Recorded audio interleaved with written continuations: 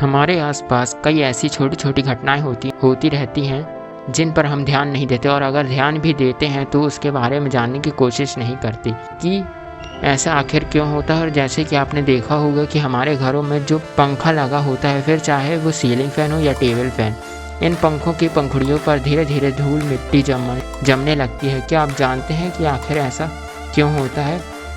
आपने देखा होगा कि पंखा, फिर चाहे वो सीलिंग फैन हो या टेबल फैन, जब हम उसका स्विच ऑन करते हैं तो वो पंखा अपनी कैपेसिटी के अनुसार हवा फेंकता है। ऐसा अगर आपको सामने कोई चीज़ जैसे कि धूल मिट्टी से भरी थाली रख दी जाए, वो भी साफ़ हो जाती है।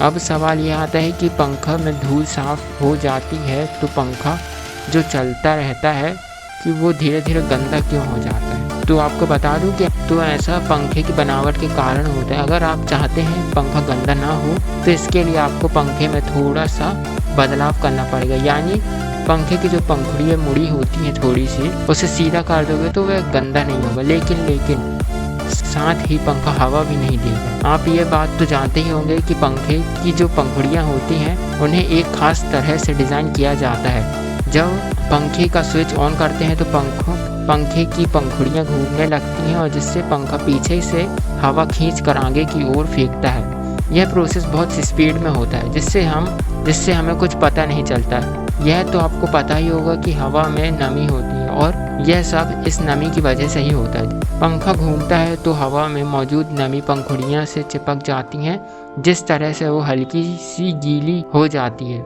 जिस वजह से हवा में मौजूद कचरा पंखुड़ियों की नमी से चिपक जाते हैं, और फिर धीरे धीरे पंखा गंदा हो जाता है। अगर वीडियो अच्छा लगे तो चैनल को लाइक कमेंट और सब्सक्राइब करना, और बेल आइकन को ज़रूर ऑन करके रखना।